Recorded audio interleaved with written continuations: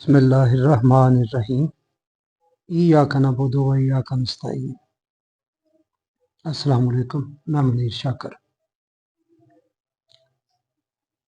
جمع اور تدوین حدیث کا کام عہد رسالت میں یا عہد نبوی میں نہیں ہوا، اور نہ یہ کام خلافت راشدہ میں ہوا۔ یہ کام نبی اکرم صلی اللہ علیہ وآلہ وسلم کی رحلت کے بعد 250 سال بعد 250 سال بعد یا کم از کم 200 سال بعد یہ ہوتا ہے، جمع اور تدوین حدیث کا کام۔ اور یہ کوئی ایسا بھی نہیں ہوا کہ کوئی لکھی لکھائی چیز تھی پہلے سے تو اس کو سب لکھی ہوئی چیزوں کو اکٹھا کر لیا، جمع کر لیا، ان کی تدوین کر دی۔ نہیں، ایسا نہیں ہوا۔ یہ سینہ بسینہ زبانی باتیں بہت ساری تھوڑی بہت کسی نے اگر انفرادی سطح پر کسی نے کوئی لکھ لی تو وہ ایک الگ بات ہے۔ سینہ بسینہ چلتی ہوئی باتیں آپ اندازہ لگا لیں خود،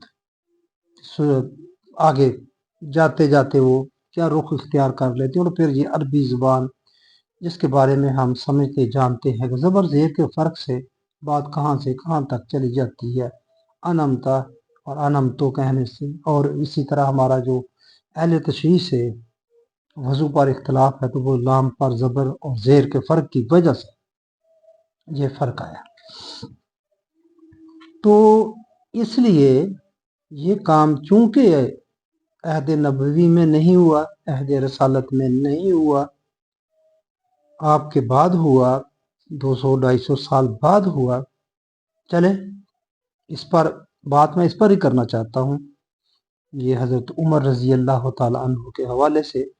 تو خیر ہو گیا، مگر جب ہم نے اس کام کو اٹھا کر قرآن کے برابر لا کھڑا کیا، اس کو بھی حجت قرار دے دیا دین میں، جس طرح قرآن کو حجت قرار دیتے ہیں، تو پھر یہ کام میں عرض کرتا ہوں، میرا یہ خیال ہے اس بنا پر اگر آپ بدعت کی ڈیفینیشن کو بھی سامنے رکھیں کہ بدعت کی تعریف کیا ہے، علماء کرام کیا بتاتے ہیں، آپ اصلاح فرما دیں میری، اس کی روشنی میں، اس بدعت کی روشنی میں یہ کام بدعت والا کہلائے گا۔ یہ کام جمع اور تدوین حدیث کا کام، میں حدیث کو اور روایت کو نہیں کہہ رہا، میں اس کام کو کہہ رہا ہوں، اور اس طرح کہہ رہا ہوں کہ یہ تدوین حدیث، جمع اور تدوین حدیث کا کام بدعت والا، بدعت کی تعریف کو سامنے رکھ کر، علماء کرام نے جو اس کی تعریف فرمائی ہے اس کو سامنے رکھ کر یہ بات میں کرتا ہوں۔ تو یہی میرا موضوع ہے، آپ اسے سمجھیں۔ بہت سارے اینگل ہیں، کوئی چھوٹی سی یہ بات نہیں ہے، بہت وسیع ہے۔ خیر کچھ دوستوں نے اس کا جواب دیا، مجھے ایک تو باتیں ایسی، کوئی بھی جواب نہیں، کوئی مدلل بات نہیں، کچھ بھی نہیں، ایک دو باتیں مجھے سمجھ نہیں آئیں۔ کوئی کہتے ہیں، بلکہ نیٹ پر ہی دیکھا، کسی نے اپنا گروپ بھی بنایا ہوا ہے کہ منکر حدیث ہی منکر قرآن ہے، جو حدیثوں کا انکار کرتے ہیں وہی منکر قرآن ہے۔ تو کس نے کہا جی یہ منکر حدیث ہی منکر رسالت ہے۔ مجھے بڑی عجیب سی بات یہ لگتی ہے۔ ایک تو مجھے منکر کی نہیں سمجھ آتی کہ یہ منکر حدیث کس سے کہتے ہیں، ایک تو منکر حدیث ہو گیا، تو دوسرا کون ہے؟ جس طرح یہ ایک آئینی بینچ ہے بنا ہوا سپریم کورٹ میں، تو دوسرے بینچ کیا ہے؟ وہ آئینی نہیں ہے۔ حلف تو سب ججوں نے ایک جیسا اٹھایا ہے کہ آئین کی پاسداری کرنی ہے، آئین کی حفاظت کرنی ہے ہم نے، تو پھر یہ آئینی اور پھر دوسرے کو غیر آئینی کہیں گے۔ اچھا اسی طرح یہ منکر حدیث ہو گئے، تو پھر دوسرے کیا کہوں میں ان کو؟ میرے الفاظ نہیں مجھے سمجھ آ رہی، حدیثوں کو ماننے والے۔ یہ منکر حدیث کون ہے؟ میں تو سمجھتا ہوں کوئی بھی نہیں ہے، لیکن جس بندے پر سب سے یہ لیبل لگتا ہے، بڑے بندے پر، وہ غلام احمد پرویز صاحب ہیں، ان کو منکر حدیث جماعت اسلامی والوں نے ترجمان القرآن ہے یا سید ابو اعلیٰ مودودی صاحب نے ان پر ایک لیبل لگا دیا اور مشہور کر دیا، اور اسی طرح ہی پھر سب جو بھی کوئی بات کرے حدیثوں پر روایات پر اس پر یہ منکر حدیث کہہ دیتے ہیں۔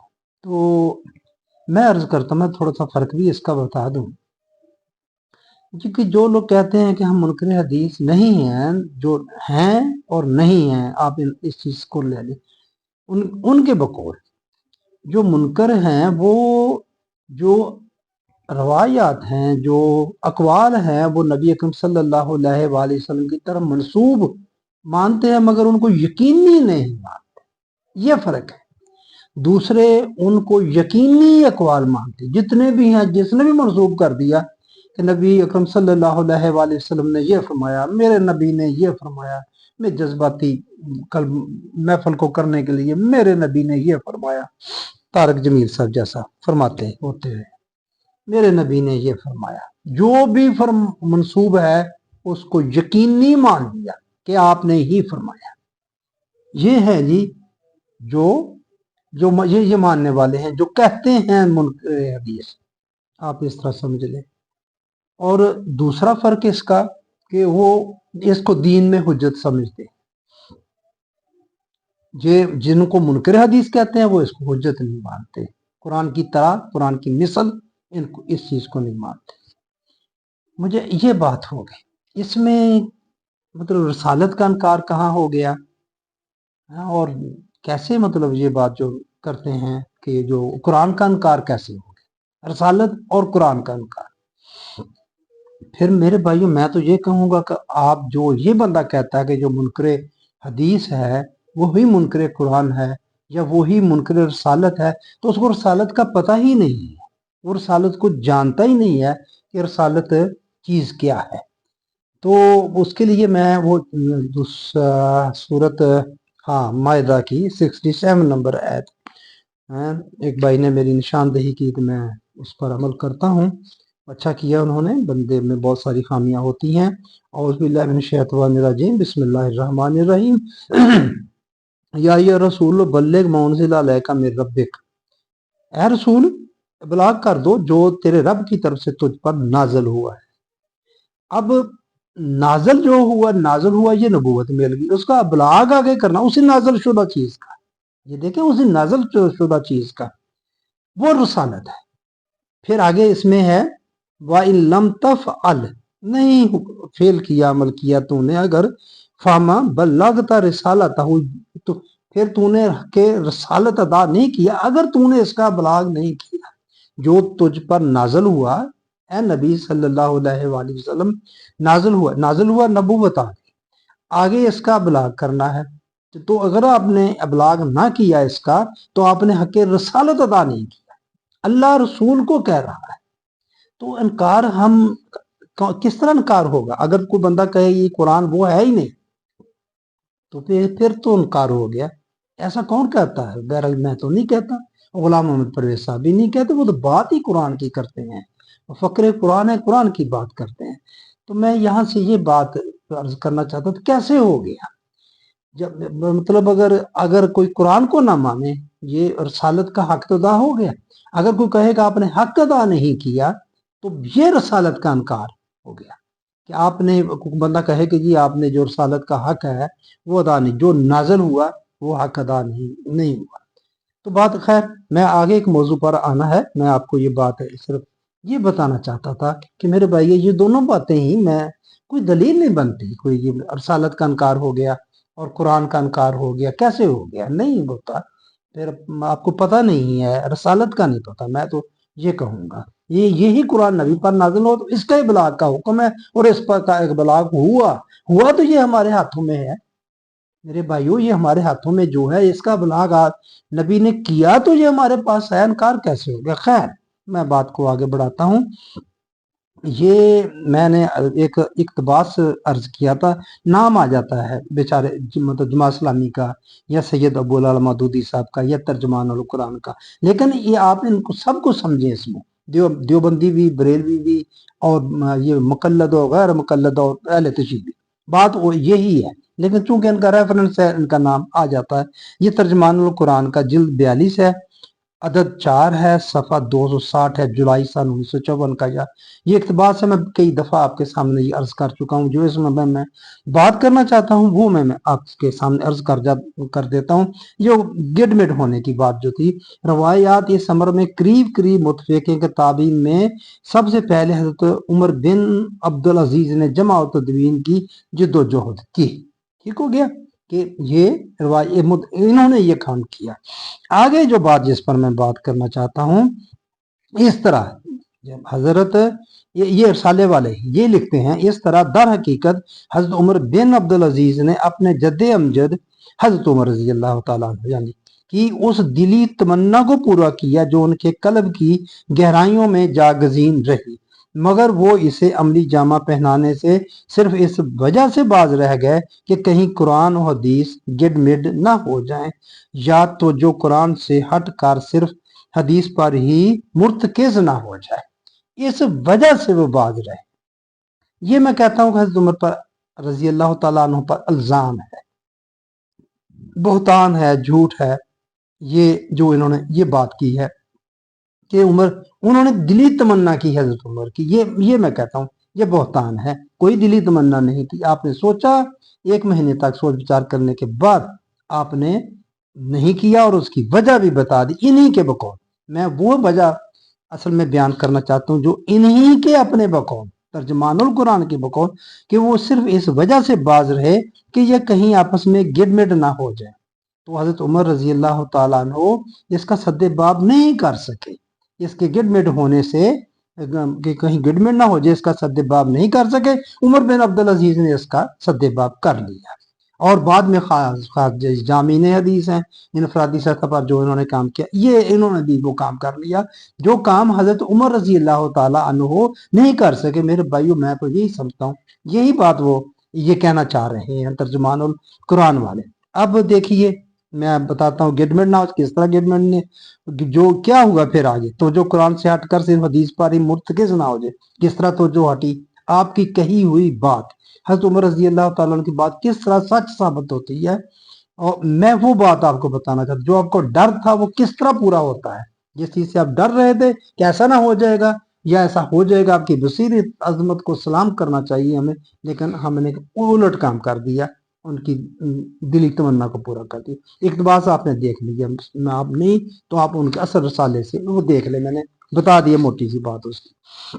ये बात यकीन को पहुंची कि जमा और तदवीन हदीस का काम ना नबी अकरम सल्लल्लाहु अलैहि वसल्लम ने करवाया, ना किसी सहाबी ने किया, ना खिलाफत राशिदा में हुआ।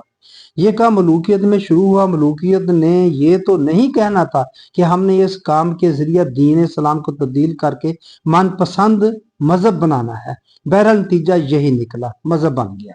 रवायात बादशाहों ने बादशाही कुव्वत के साथ जमा की और इनकी तदवीन करवाई।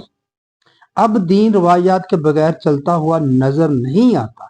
ये सबूत है इस बात का कि दीन को ऐसा रवायात जमा करने वालों ने बनाया। इस वजह बनाई जब रवायात से, तो फिर उनके बगैर कैसे चले।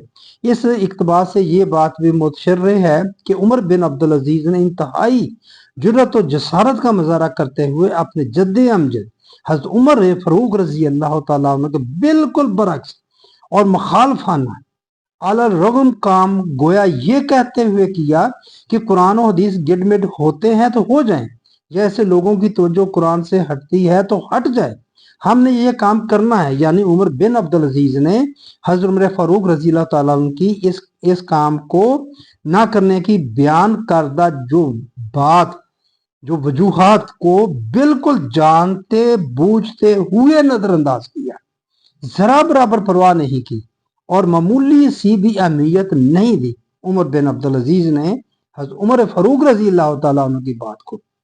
ऐसा लगता है कि वो चाहते ही ये थे कि कुरान और हदीस गिडमिड हो जाए और लोगों की तवज्जो कुरान से हटकर हदीस पर मुर्तकिज हो जाए। नतीजा यही निकला, हो गई तवज्जो। आगे अर्ज करता हूँ, ऐसा करना मलूकियत के लिए जरूरी था। गैर मुतअस्सिब होकर आप खुद देख लें, मगर लिखने की महारत की बददयानती मुलाहजा करें कि वही काम जो उमर फारूक रजी अल्लाह तआला अन्हु नहीं करना चाहते थे और सोच समझ कर नहीं किया, उसी काम को आप रजी अल्लाह ताला अन्हु के कल्ब की गहराइयों में जागजीन दिली तमन्ना बना दिया और उसे उमर बिन अब्दुल अजीज से पूरा करवा दिया। ऐसा लिखने वालों ने हजरत उमर फरूक रजी अल्लाह ताला अन्हु की कुव्वत इरादी और कुव्वत फैसला की भी तौहीन की, आपकी बसीरत की भी तौहीन की। आपकी बसीरत आपने इतना आगे बता दिया कि इसका नतीजा क्या निकलेगा। ये कलम की खयानत है, ये दानश्वरी की बददयांती है। क्या इन लोगों ने मतलब आगे बात है कि आपके दिल को देख लिया था कि आपके दिल में ये है, अब वो तो बात बिल्कुल वाज़ेह हो गई। बहरहाल इन दोनों के कामों से, जो ये रसाले वाले ने जो काम किया है और जो उमर बिन अब्दुल अजीज ने काम किया है, इससे उमर फरूक रजी अल्लाह ताला अन्हु के दिल को तो जरूर तकलीफ पहुंची होगी और दीन इस्लाम का दिल जरूर मतलब उसको गजंद पहुंची। महारत ने इस काम के लिए नबी सल्लल्लाहु अलैहि वसल्लम के अकवाल के तकद्दस को भी महारत से इस्तेमाल किया। ये भी कलम की बड़ी महारत है कि ज़ाहिर है इसमें तकदीस का पहलू है, बात करनी बड़ी नाजुक है, लेकिन हकीकत बयान करेंगे तो बात बनेगी। हज़रत उमर फरूक रजी अल्लाह ताला अन्हु की जमा और तदवीन हदीस ना करने की बयान करदा वजूहात वक्ती नौयत की ना थी, बल्कि इनका दायरा असर क़यामत तक जाता है। रेडीमेड हो जाना और तवज्जो कुरान से हटकर हदीसों पर मुर्तकिज हो जाना, ये आपने उसका नतीजा बताएगा। अगर ऐसा होगा, जब भी जमा और तदवीन की हदीसों की बात होगी, मैं इनकी वजूहात बयान जो की हैं वही मैं अर्ज कर रहा हूँ, ये वक्ती नहीं थी। जब भी ऐसा होगा आपने फरमाया ये होगा। हज़रत उमर ने अपनी बसीरत की बुनियाद पर जमा और तदवीन हदीस से पहले ही उसके नताइज बयान फरमा दिए कि इससे कुरान और हदीस के गिडमिड होने और कुरान से तवज्जो हटकर सिर्फ हदीसों पर मुर्तकिज होने का खतरा है। अब तदवीन हदीस के बाद सब मलाहजा कर सकते हैं कि आप रजी अल्लाह ताला अन्हु की बयान करदा वजूहात किस कदर सच्ची साबित हो। आपकी बसीरत को सलाम करना चाहिए था, मगर इन्होंने मामला उलट कर दिया। तदवीन हदीस के बाद हमने कुरान और हदीस को यकसा करार देकर गिडमिड कर दी। अब गिडमिड को आप देख लें, ये मैं बताना चाहता हूं कि कुरान और हदीस किस तरह गिडमिड हुई और किस तरह तो जो हटी कुरान से हटकर हदीसों पर हुई। कुरान और हदीस पर यकसा ईमान का तकाजा करके दोनों को लोगों की नजरों में गिडमिड कर ईमान दोनों पर जिलाए है। ईमान में है वो तो किताबों पर ईमान है जो नाजिल हुई है, मगर ये कहते हैं कि नहीं, हदीसों पर भी ईमान लाना है। किसी एक हदीस का इनकार भी बंदा उससे काफिर हो जाता है इनकार करने से। दोनों को मैंने अर्ज किया कि इनकार कोई नहीं कर रहा, बात सिर्फ ये है कि यकीनी नहीं मानते। और जो दूसरी बात बता दी कि कुरान की मिसल नहीं मानते, कुरान के बराबर नहीं हुज्जत मानते। बंदा ईमान इन्होंने कहा, इस तरह इन्होंने गिडमिड कर दिया। और उमर फरूक जिस बात से डर रहे थे, दोनों को दीन में हुज्जत करार देकर गिडमिड कर दिया। दोनों को ही कहा यही हुज्जत है, हालांकि सिर्फ कुरान हुज्जत है, रवायात और हदीसें हुज्जत नहीं है, क्योंकि नबी ने नहीं किया। नबी ने कोई रवायात इकट्ठी करके, कुछ हदीसें भी इकट्ठी करके कुरान की तरह नहीं दी। वही मतलू और वही गैर मतलू की इस्तिलाहात के जरिए इन्हें दोनों को गिडमिड किया। ये गिडमिड की बात हो रही। एक को कहा वही मतलू जिसकी तलावत होती है कुरान पाक की, और दूसरी कहा कि ये भी वही है, जो हदीसें हैं ये भी वही है, मगर ये गैर मतलू इसकी तलावत नहीं होती। तो इस तरह कहा है, दोनों चीजें बराबर ही हैं, गिडमिड कर दिया। दोनों को जबरील लेकर आए, कहकर गिडमिड कर दिया। देखें किस तरह गिडमिड हो रही है। वो वही भी जबरील लेकर आए और ये वही भी जबरील लेकर आए। मैंने आपको बता चुका हूं, आप सूरह अनफाल की यही 67 नंबर आयत को देख लें जो पहले अर्ज की है। ये सूरत मायदा की 67 आयत है, और जो ये इस मकसद के लिए जिसमें जंग बदर के कैदियों का फैसला होता है, तो वो आप देख लें। कहते हैं दोनों जबरील लेकर आए। एक वक्त में जबरील नबी करीम सल्लल्लाहु अलैहि वसल्लम से फैसला करवा लेते हैं कि इनसे फिदिया लेकर, या जो भी उन्होंने फैसला किया उस वो करवा लेते हैं जिब्रील। और फिर जो जिब्रील कुरान लेकर आते हैं तो उसमें अल्लाह उसको नापसंद फरमाता है। तो आला आला आला फैसला नहीं है। मैं तो यही कहूंगा, नबी का फैसला उसको ऐसे तो नहीं, लेकिन वो अल्लाह के नजदीक आला नहीं था। اعلی فیصلہ نہیں تھا۔ اب دیکھیے کیا بات نکلتی ہے کہ دونوں کو ہی جبریل لے کر کیا کر یہ گڈ کر دیا قرآن و حدیث کو۔ قرآن و حدیث دونوں کے مفاہیم من جانب اللہ ہیں کہہ کر ہم نے قرآن و حدیث کو لوگوں کی نظروں میں گڈ کر دی۔ دونوں کو کہا تو دونوں کے مفاہیم ایسے ہیں یعنی کہ اللہ کی طرف سے ہیں۔ اگلی بات اختلاف قرت جس کا ہمارا مذہبی طبقہ قائل ہے کہ ذریعے ہم نے قرآن کی خدائی حفاظت، یہ حفاظت کا جو وعدہ ہے ہجر کی 9 کے دعویٰ کی دھجیاں اڑا کر اسے حدیث سے گڈ کر دیا۔ میں یہ بات تھوڑی سی عرض کروں، یہ اختلاف قرت اس پر میں الگ سے بات کروں گا انشاءاللہ۔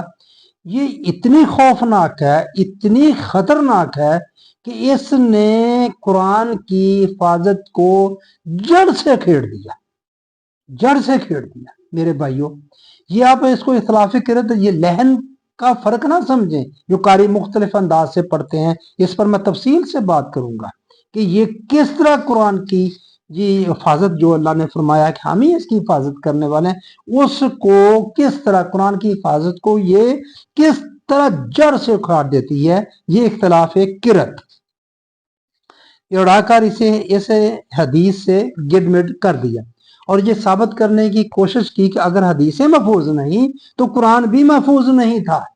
یہ بات کی حالانکہ میں عرض کر چکا، اور آپ بھی دیکھ لیں سورۃ طور کی پہلی 2-3 آیات کہ نبی اکرم صلی اللہ علیہ وآلہ وسلم نے اپنے ہاتھ مبارکوں سے، اپنے ہاتھوں سے مبارکوں سے آپ نے یہ قرآن کی کو جمع کیا اور اس کی تدوین فرمائی کتابی شکل میں، رکن کے لفظ آتے ہیں۔ خیر بات لمبی پہلے بھی عرض کر چکا ہوں، آپ خود دیکھ لیں سورہ طور کو، سورت قیامت کو بھی دیکھ لیں، اس سلسلے میں وہ بھی ہماری رہنمائی کرتی ہے۔ جب میں بات کروں گا اس بار تو تفصیل سے ہو جائے گی۔ اس سے یہ ثابت کرنے کی کوشش کی کہ نبی صلی اللہ علیہ وآلہ وسلم قرآن کی تدوین نہیں فرمائی اور اس بات کا خیال تک نہ کیا کہ اس طرح منصب نبوت، حق ادائے رسالت اور حق ابلاغ رسالت، یہ مائدہ کی 67 نمبر آیت جو میں عرض کرتا ہوں کہ اے رسول جو تجھ پر نازل ہوا اللہ کی طرف سے اس کا ابلاغ کر دے، پر کاری ضرب لگتی ہے کہ اگر آپ نے یہ کام جس طرح قرآن کا کیا اگر وہ حدیثوں کا نہیں کیا تو پھر آپ نے حق رسالت ادا نہیں کی ہے۔ وہی بات کرتا ہوں کہ آپ کو حق رسالت کا پتہ نہیں، میں یہ مطلب آپ کے سوال سے میں کہتا ہوں، میں یہ نہیں کہتا اب لا علم ماشاءاللہ بڑے عالم ہیں سب پتہ ہوتا ہے، لیکن اگر یہ بات آپ کرتے ہیں حدیث کو قرآن پر قاضی بنا کر ہم نے گڈ مڈ سے بھی آگے حدیث کو قرآن پر فوقیت دے دی، زکوٰۃ دے کر بقیہ مال جمع کرنے والی روایت اس کا ثبوت ہے۔ یہاں دیکھیں کس طرح دین کو بدلا، ایک روایت داخل کی اس میں اور کہا کہ یہ ہے جی زکوٰۃ دیں باقی مال سارا جمع کر دیں اور اس کو فوقیت دے دی، ہم نے قاضی بنا دیا، حدیثوں کو قرآن پر قاضی بنا دیا۔ یا نہیں تو آپ بتا دیں مجھے، جس طرح قرآن محفوظ ہے اسی طرح حدیثیں بھی محفوظ ہیں کہہ کر ہم نے اللہ پر جھوٹ بھی باندھا اور قرآن و حدیث کو گڈ مڈ بھی کیا۔ اللہ پر جھوٹ کیونکہ وعدہ جو دعویٰ ہے سورہ ہجر کی 9 نمبر آیت میں وہ قرآن کی حفاظت کا ہے، ہم نے کہا قرآن بھی محفوظ ہے اور حدیثیں بھی محفوظ ہے، اس کی حفاظت کا ذمہ اللہ نے لیا، حدیثوں کی حفاظت کا ذمہ کہاں اللہ نے لیا؟ تو اللہ پر جھوٹ نہیں بنتا۔ اب جب دونوں کو کہیں کہ اس کی دونوں کی حفاظت ہوئی ہے، جب آپ کہیں قرآن کی بھی حفاظت ہوئی حدیثوں کی بھی حفاظت ہوئی تو پھر یہ اللہ پر جھوٹ بنتا ہے یا نہیں بنتا؟ بہتان بنتا ہے یا نہیں بنتا؟ حدیثوں کو قرآن کی مثل کہہ کر تو ہم نے کمال کر، یہ دیکھیں آپ وہی بات کہہ دی۔ آپ نے حضرت عمر رضی اللہ تعالیٰ عنہ نے جو فرمایا تھا کہ یہ مرتکز ہو جائے گی، ہو گئی۔ ہم نے جو کچھ اپنے بندے پر اتارا یہ قرآن کی مثل کہہ کر تو ہم نے کمال کر دیا۔ اس کی آگے تھوڑی سی وضاحت، ہم نے جو کچھ اپنے بندے پر اتارا ہے اس میں اگر تمہیں شک ہو اور تم سچے ہو تو اس جیسی ایک صورت تو بنا لاؤ، تمہیں اختیار ہے کہ اللہ تعالیٰ کے سوا اپنے مددگاروں کو بھی بلا لو۔ یہ مفہوم اور ترجمہ ایک طرح سے عرض کر رہا ہوں، پس اگر تم نے ایسا نہ کیا اور تم ہرگز نہیں کر سکتے، یہ فرما دیا بقرہ کی 23 اور 24 نمبر آیات، یہ بات ہے کیوں نہیں کر سکتے؟ ایک صورت کیا، ہم تو بخاری شریف کی صورت ایک ضخیم کتاب قرآن کی مثل تیار کر دی، کہتے نہیں ہیں بخاری کو مثل قرآن، تو پھر کیا کیا ہم نے؟ بادی نظر میں آپ دیکھیں، اب ہم یہی کہتے ہیں نا صحیح بخاری مثل قرآن ہے، اللہ کہتا ہے تم کافروں کو چیلنج ہے کہ تم نہیں کر سکتے، نہیں لا سکتے، یہ ہم لے آئے۔ جامع حدیث کے کام کے بغیر یہ سب کچھ کیسے ممکن ہو سکتا تھا؟ اب میں یہی بات میں عرض کر رہا ہوں، اسی لیے میں اس کو بدعت کہتا ہوں، اس میں پہلے بھی عرض کر چکا ہوں۔ ان کے کام جو انہوں نے کام کیا یہ صحاح کی صورت میں ہمارے سامنے ہے، ان 6 جامعین نے حدیث نے، ان کے بغیر یہ کام کیسے ہو سکتا تھا جو کچھ یہ اوپر ہوا ہے؟ پہلے جب میں نے بخاری شریف کو کھولا، تھوڑی سی ایکسٹرا بات ضمناً بات کر دیتا ہوں، بخاری شریف کو کھولا تھا تو مجھے یہ دیکھ کر کچھ حیرت سی ہوئی کہ تمہید اور تعارف کے بعد اس کی اصل ابتدا پارا اول سے ہوتی ہے۔ پہلے باب اول، باب دوم، باب 3 اس طرح نہیں، اس پہ لکھا ہے پارا اول۔ آپ خود مشاہدہ کر لیں میرے بھائیو، دیکھ لیں پارا اول، بخاری شریف کا پارا اول لکھنے کا کیا مطلب بنتا ہے؟ پارے تو قرآن پاک کے ہیں۔ اس سے میں سمجھا کہ قرآن کریم کے پارا اول کے جو مضامین ہیں ان کی بابت بخاری شریف کے پارا اول میں احادیث و تفسیر ہوگی، یعنی کہ میں یہ سمجھا۔ مگر کچھ مطالعے کے بعد مجھے قرآن کریم کے پارا اول والی کوئی ایک بات بھی اس میں نظر نہیں آئی جو پارا اول تھا بخاری شریف کا۔